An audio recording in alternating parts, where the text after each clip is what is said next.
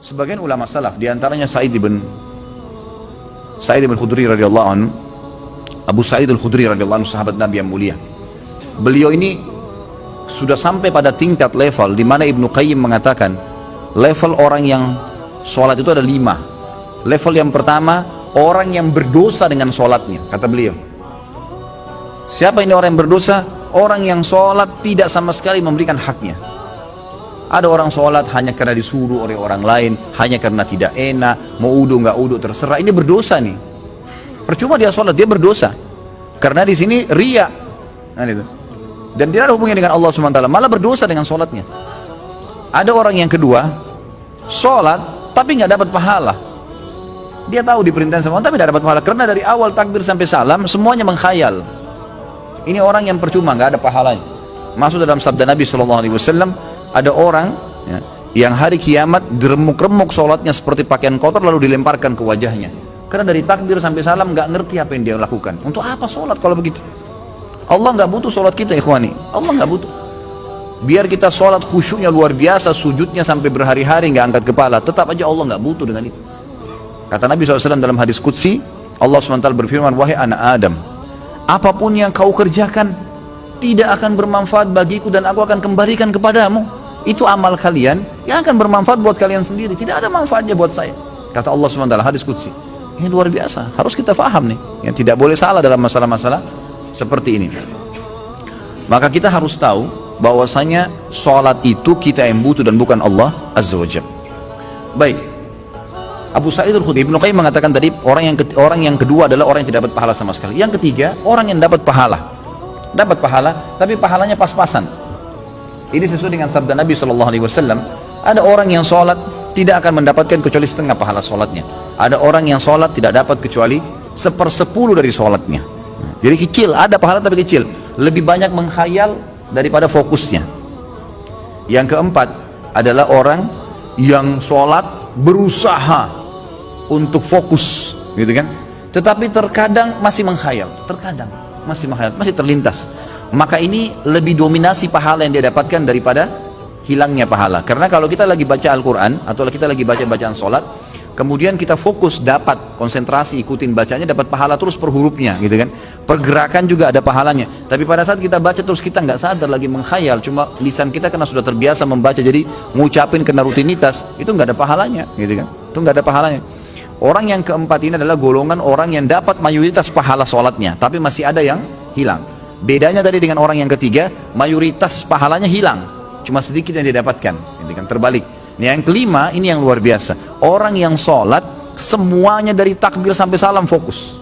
Bahkan kalau mereka sholat, mereka sudah lupa siapapun yang ada di sekitarnya. Mereka tidak perlu tahu tempat itu di mana mereka berada. Sampai pada tingkat itu. Abu Sa'id al-Khudri radhiyallahu anhu dikatakan dalam riwayat dan masuk dalam poin yang kelima ini. Jadi bukan jangan antum jatuh, jangan anda katakan oh susah orang kalau fokus sholat, itu nggak ada susahnya. Asal dia mau, dia tahu dulu nilainya kadar sholat itu. Abu Sa'id al-Khudri berkata radhiyallahu anhu, saya pernah disuruh oleh Nabi SAW menjaga pasukan di malam hari dan Nabi SAW sedang tidur bersama dengan pasukan. Maka saya pun sholat di semak belukar. Pada saat saya lagi sholat, tiba-tiba ada mata-mata musuh dari jauh itu yang memanah ke arah saya dan tepatnya jatuh di jantung saya.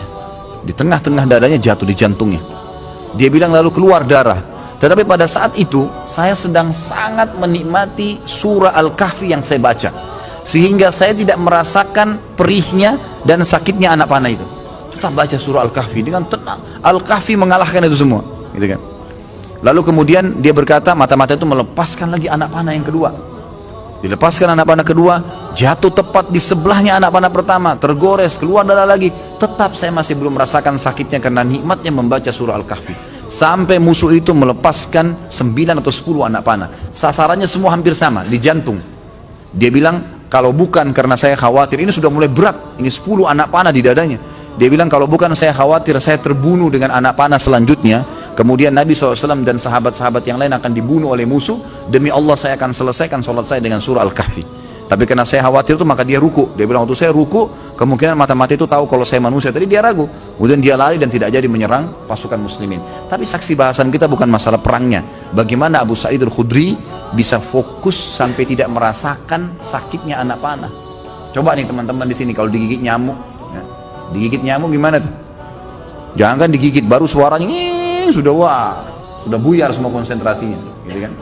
Seseorang di antara sahabat dan tabi'in dinukil dalam buku-buku tentang khusyuan salat, kumbang datang menggigit, menyengat dahi mereka, berdarah, mereka nggak bergerak, seperti batang pohon yang kokoh.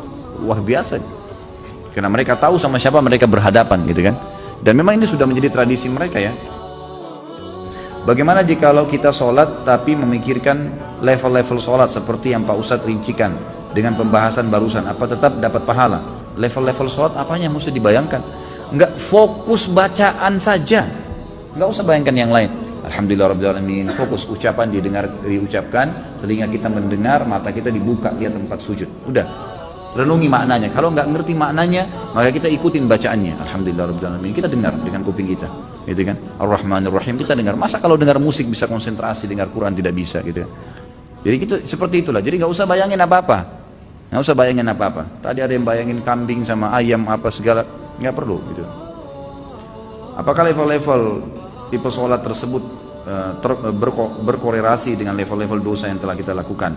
Dalam artian level 5 itu dosanya sedikit. Iya tentu saja, karena itu memang ada hadis Nabi SAW ya. Jadi dosa itu bisa menghambat rezeki dan bisa menghilangkan atau mengurangi konsentrasi kepada Allah SWT. Malasnya kita ibadah justru karena adanya dosa, salah satunya. Maka coba perbanyak istighfar, perbanyak istighfar. Saya punya pengalaman pribadi, pernah saya belajar waktu saya masih SMA kelas 3 di kota Madinah pada waktu itu tahun 1993. Kemudian saya di masjid kampus lagi menghafal materi balaghah. Memang agak sulit waktu itu materinya. Saya coba hafal nggak bisa, lupa terus. Saya juga kalau sholat, gitu kan, sering kadang tidak konsentrasi, lebih banyak menghayalnya. Subhanallah, ada teman dekat saya, Dr. Muhammad namanya, sekarang baru selesaikan S3-nya doktornya. Adik kandungnya Dr. Sulaiman Rahili, sahabat dekat saya, gitu kan. Maka beliau datang ke saya dan mau mengajar. Waktu itu beliau tingkat 2 kuliah di kuliah hadis. Ngajar saya. Sebelum buka buku balaghah itu, saya dari asar ini sudah baca nggak faham-faham. Dari habis duhur malah. Pulang dari kelas ujian saya baca sampai menjelang isya belum faham. Habis isya dia datang ngajar saya. Terus saya tanya, "Akhi, apa sih sebenarnya penyebabnya? Saya kalau sholat nggak konsentrasi, baca buku nggak bisa hafal-hafal." Dia ucapin kalimat subhanallah menyentuh saya. Dia bilang, "Mungkin kamu masih punya dosa." Padahal waktu itu saya masih kelas 3 SMA, dan ini teman-teman perlu tahu ya, saya SMA-nya itu di Madinah. Di Madinah itu nggak ada bioskop, nggak ada karaoke, perempuan semua bercadar, pakai jilbab.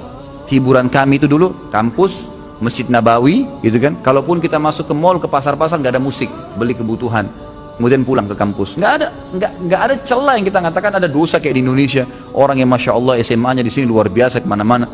Tapi itu saja masih cukup membuat saya tidak bisa khusyuk gitu. Lalu dia bilang, "Coba akhi, ente istighfar kepada Allah SWT, kemudian coba sholat." Ya, kan? Mungkin tujuan dia waktu itu mengajak untuk sholat taubat ya. Ada hadis Nabi SAW riwayat Abu Daud dengan sanad hasan. Tidak ada seorang hamba yang berbuat dosa, kemudian dia berwudu, lalu dia sholat 2 rakaat, lalu dia beristighfar, kecuali Allah ampuni dosanya. Maka saya astagfirullah wa atubu ilaih, saya berdiri, saya sholat. Pada itu 2 rakaat menghadap kiblat, subhanallah. Begitu saya salam, ini pengalaman pribadi. Begitu saya salam, saya belajar dengan dia setengah jam, buku itu saya fahami. Setengah jam buku itu saya paham. Bahkan saya hafal hal-hal yang tidak saya hafal sebelumnya, yang sudah mungkin 6 jam saya belajar, gitu kan. Subhanallah. Saya jadikan patokan, ternyata memang dosa bisa jadi penghambat itu. Maka makin pekah, makin dekat dengan Allah SWT, maka makin berpengaruh kehusyuan tentunya.